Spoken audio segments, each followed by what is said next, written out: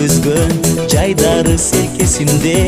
өзүмдү сага берем деп өмүрдүн гүлүн теремдеп сүйлөшкөн күндөр эсте